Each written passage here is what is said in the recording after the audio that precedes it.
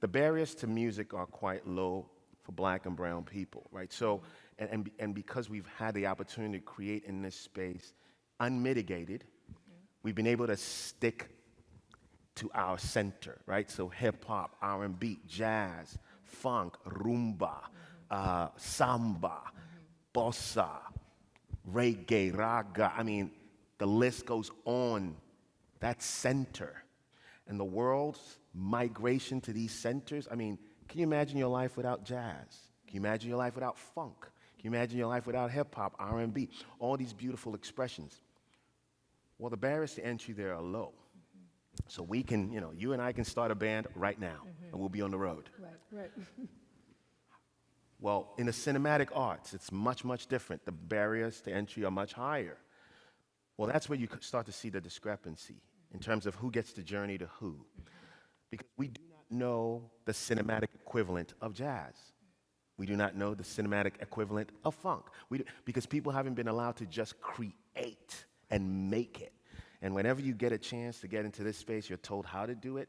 And often it's through a very narrow Eurocentric lens. That is the honest truth. But there are multiple ways in which stories are told. So my point is, imagine how much, look, it's incalculable how much the world loses every day by the intentional exclusion of African, indigenous, black, brown, creative, and intellectual genius. It's incalculable. We can't even do the math on it. It's the same way you couldn't do the math on what your life would be like without all these musical expressions that you enjoy on the daily.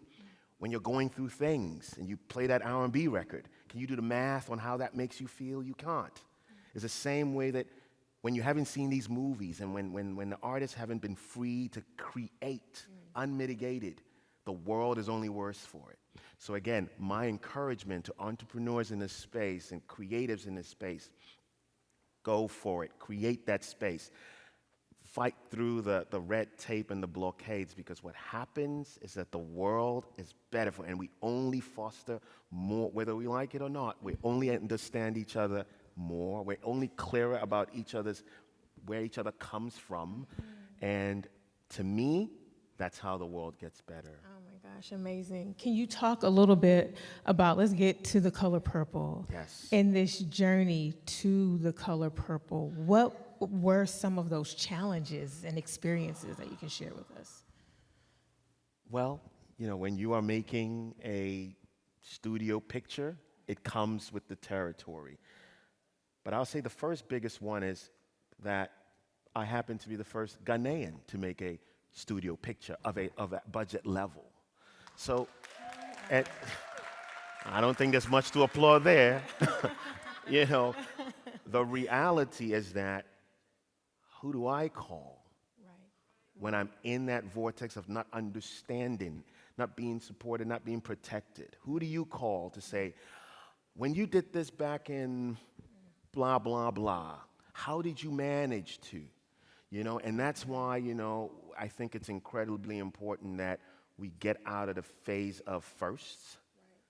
Because it only goes, I don't celebrate firsts, I actually go, why am I the why? Because now you start to build this pioneer syndrome, which is very difficult to navigate, because am I doing it right? Now, if I mess this up, does it mess it up for everybody else that's coming? Like, there are these hefty things that you have to carry. You can't just be an artist. Yeah. You can't just show up and do the work, and you cannot really have the virtue and support of a historied past, people who have done it. And so anyway, for me, those were the biggest challenges.